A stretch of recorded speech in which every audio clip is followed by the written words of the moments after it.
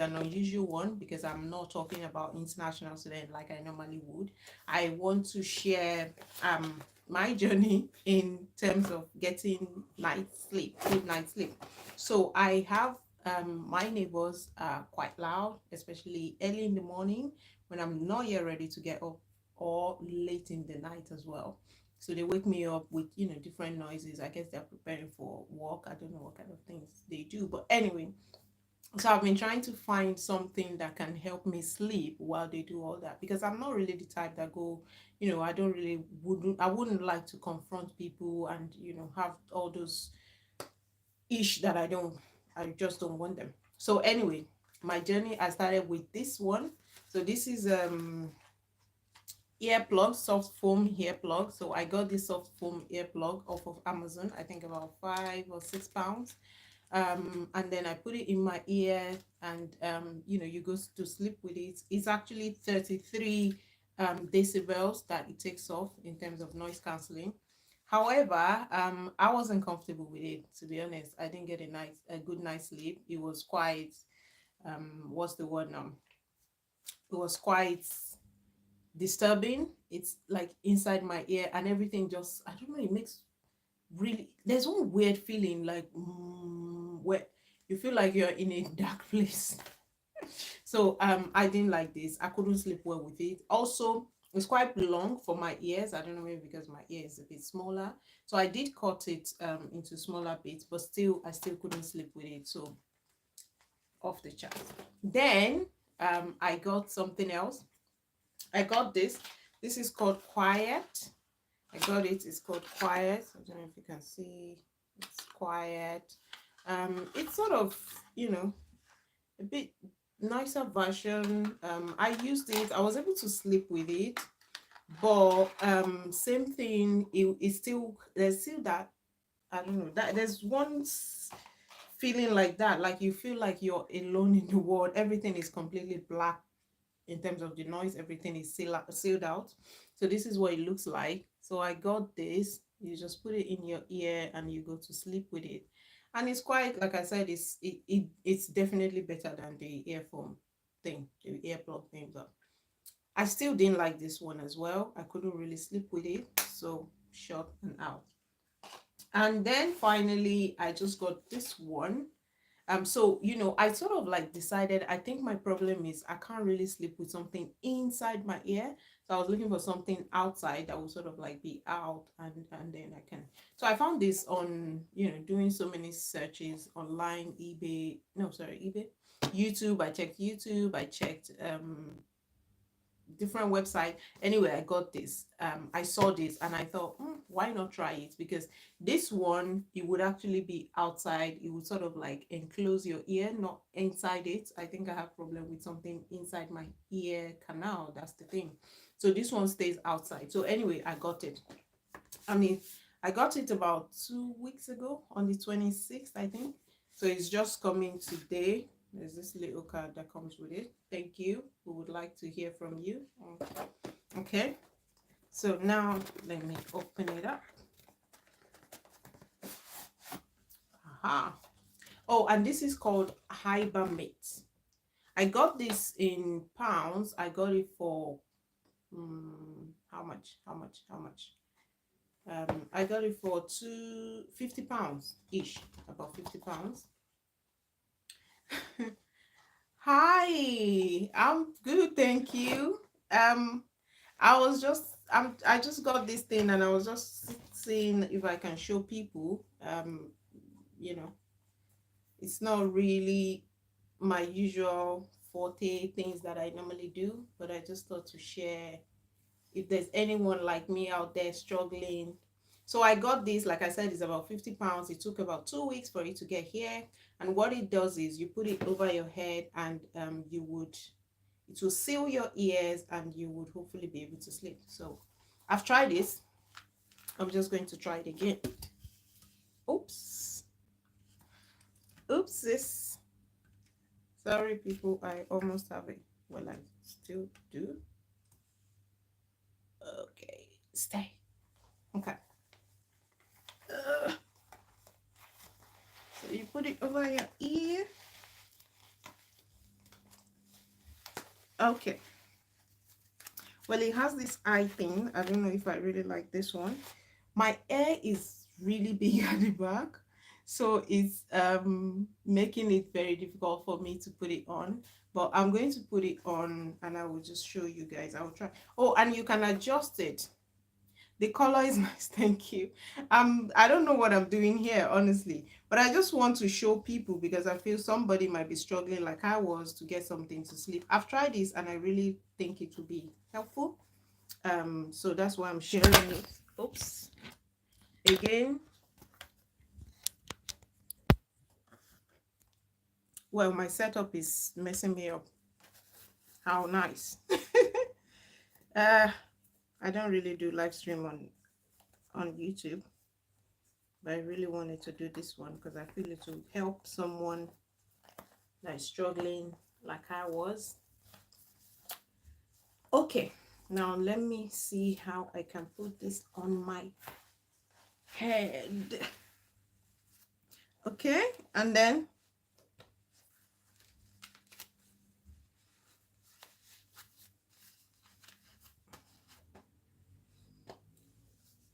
that's it. I can't hear anything. I literally cannot hear a thing, and it's pitch black here. And then obviously you're going to lie down with it. If you have any jewelries, earring, you might need to take it off because I can feel my earring. I have a very small earring, so I might need to take it off. But aside from that, it actually covers my ear.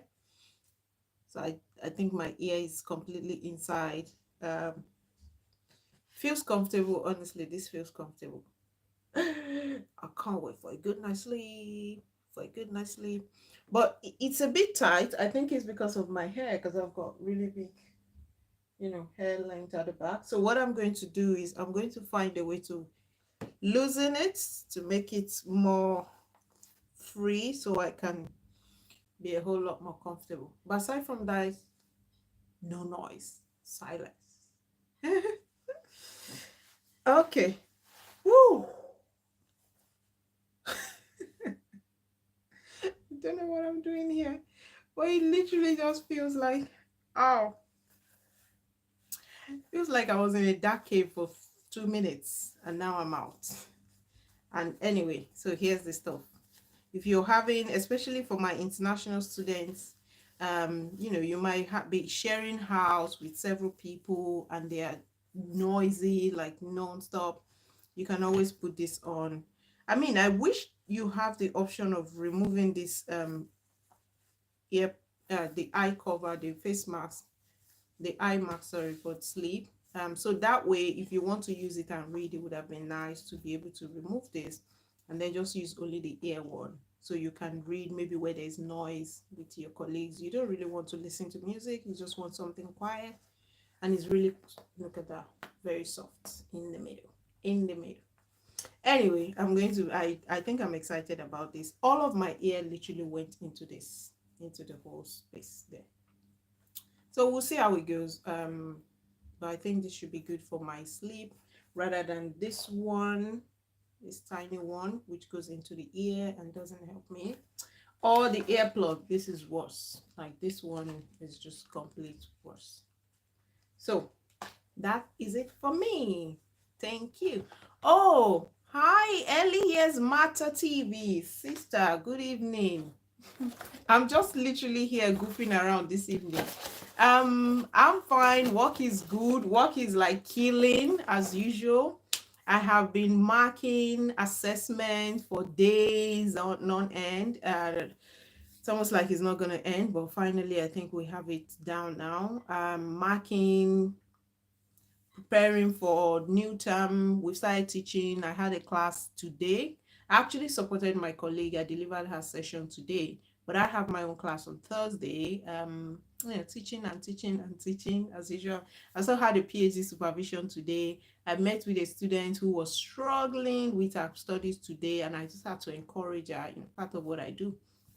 encourage her. She was thinking, Paula, do I give up and just stop here? I'm like, no, you can't, obviously. If you So it's not easy, I know, and I can imagine you as well. You're probably busy with everything, children and PhD. Yes, I am doing well. Thank you very much. Thank you for the support. I really appreciate. I mean, I don't even know how to thank you guys, you and everyone else. Thank you so much. I will go. Oh, before I go, I actually got something else. What's this? Where is it? Oh, I can't find it. So I got me a Samsung. Well, I can't find my AirPod, but I got a Samsung AirPod.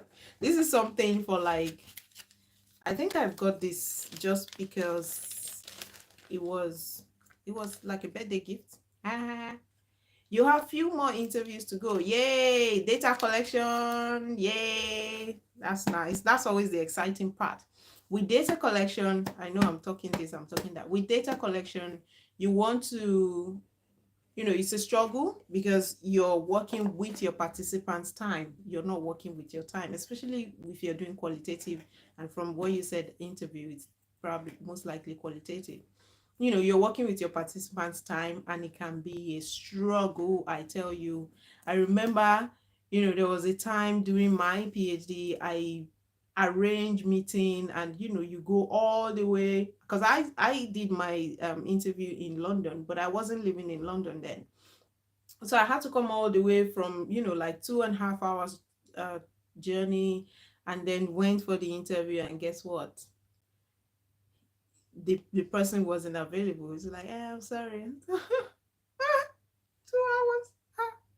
You could have just, sent me a message earlier. And obviously I was still ready for the person when they were ready, because you work with their time. So when the person is like, okay, now I'm ready. Can you come around? Oh yeah, I'll come around. It's almost like you're begging and just trying to pull them in. It's not easy. I think for me, I would say data collection should be like about a year of your PhD. Try and give a good amount of time, especially if you're doing qualitative and you're going to be recruit, especially and if you're going to be going back, because sometimes there are some qualitative research depending on your research approach that you're using, but you might have to go back for repeated data collection, even with the same participants or groups of participants. So that can really take a long time, that you do need quite good amount of time as well. And I think I wouldn't know the exact area of research you're focused on, but if you are not part of the community that you're researching, so this is saying that you're sort of like an outside researcher and not necessarily inside, where you're part of that community or that group of people that you're researching on. It does also it can also take a bit in terms of how you get into the system, penetrate the participants community, gain their trust, obviously gain their time, their willingness to give you time, to trust you. For me, and this is something, because for me, I did my research was in diabetes. I don't have diabetes, and it's sort of like more around older population. Yeah, it can be a pain. I have some experience of that, so I know it can be a pain, even when you're part of the community. Yeah, you just have to work with people's time. It's ridiculous how people, I mean, you can't blame them. Your research is your priority, is not their priority. But I remember when I was doing mine, I don't have diabetes, and I'm not, and because diabetes mostly older population, so I wasn't also part of that community, although so anyway, when I tried to do my own data collection, I actually had to go to diabetes group in London. I wasn't living in London. I only came to London because I would get more participants. Still wasn't easy. But in doing that, I had to go. For example, one person invited me to church. I went to church. I was a participant in the church event. I was very active. I was going. It wasn't just a day. You go, you come, you go again. The pastor would introduce, oh, there's this lady, and you would, introduce yourself and what your research is. just to see one or two people that would, I mean, in every session, you might not get all to. Yes, I went to church. I did go to church. I went to mocks as well, but I didn't even get participants in mocks, to be honest. I actually got more participants in church. And then diabetes support group, the ones they do in different council area in London. So I also went to all those ones. I would pack chair, I would share food. I was part of the whole thing. Like I was in it because I just needed I just needed people to talk to me about my research. If not, you just going there and just pulling yourself out and being in one corner is not going to get you those people. So I had to be, like I said, because I wasn't part of that group. I had to, and it was obvious I'm not part of the group because honestly, it was a time I was desperate. I was really desperate because coming from London, from Bournemouth, where my uni was, to London, there's a lot of money. I have to spend money. I have to look for. Initially, I was staying in a hotel, but hotel wasn't cutting it. So I had to stay with people. I had to look for people, that knows people in London because I don't know someone personally. So someone that knows someone would introduce me, and then I'll stay there for 3 days. And so I had to make those 3 days count because I don't want to come back and empty-handed. So yeah, I would go to church. Definitely church was a big one, and it really helped me in terms of getting participants. So yeah, I would go to church. I would participate. I would arrange chair. I would share food and drinks because after the event, after for example, they do have church seminar, health seminar that I went to as well, and services as well, weekend or evening service. I also go to those ones. They will share food sometimes or a little bit of refreshment. So you are actively sharing refreshment, being active, just so that they can, respond to you. So my counseling, yes, so many people, yeah, oh, yes, absolutely. This is something that people don't really tell you. Many people do cancel, and the reason is when I was recruiting and other research that I've done outside my PhD, people, especially, I mean, I don't know the community you're working with, but if it's a African related type of community, we sort of tend to expect research because we don't really know much about research in as a community, as a as a group. Let me put it that way. We don't really know much about research, right? So when we in our community, that's yeah. So now I can feel the pain, my dear. When we are actually recruiting participants, you have people, they come to you or you go to them and they're like, yeah, okay, yeah, no, that's fine, yeah, I can help you, what do you want from me? And then you give them the information sheet, you explain a little bit, and they're like, okay, where's the questionnaire, let me fill it. And I thought, no, it's not questionnaire, it's interview. And that's when they go, oh, and I can't, no, it's because obviously with an interview you're talking an hour, you're talking an hour and a half, it depends on how much you want to talk. Oh, and I've also met some participants as well. They will tell you, yes, what's your experience of living with diabetes? Oh, it's good. Have you had complications related to diabetes? Have you, and that's it. And I'm like, under 5 minutes is like, yeah, I'm completely out of my questions. So within African community especially, we do not know the whole idea, and we don't seem to appreciate it, the whole idea of sit down, dig into your emotion as an individual, your experience, tell people or tell a researcher how you're feeling or how you felt. They will be saying A, they will be saying B. Yeah, some people, they're not even listening to your question, to be honest. They just want to say what they want to say, what's in their mind.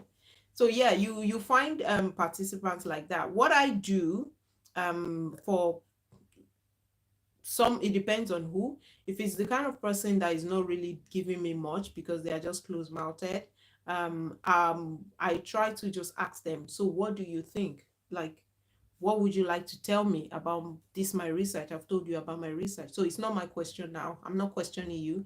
Just what will you tell me about this research? And they were like, yeah, so they might say something that is completely off key, but that's fine. It gets the conversation, it sort of like starts the conversation. And then you can then start pulling them towards your questions.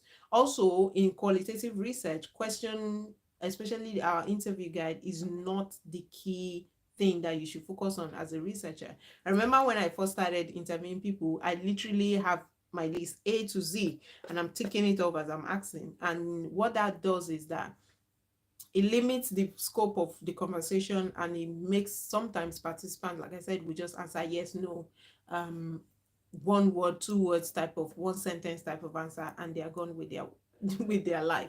So but if you try, so what I eventually realize is I just like to hear them tell story. So for me, I was talking with people that have migrated, right? So sometimes I would just be like, how did you come into the UK?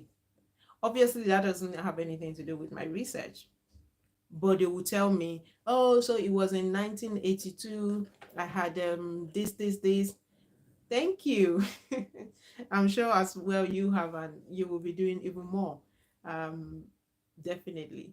But yeah, they just tell me, I have this, and they start talking just from their experience, don't nothing that had to do with my research, and then I start pulling them towards my research. So sometimes that will be what should be done.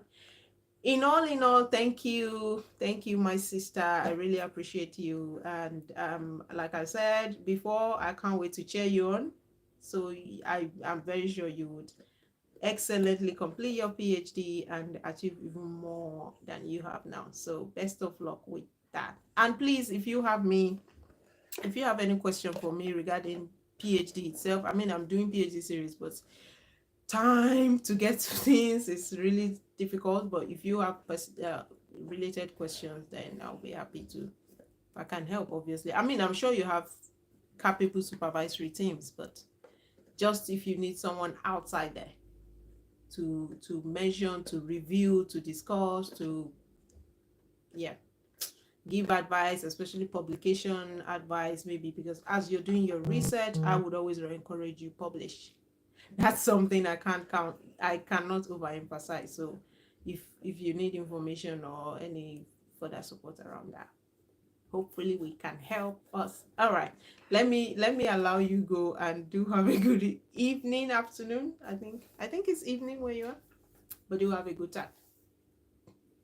Bye bye.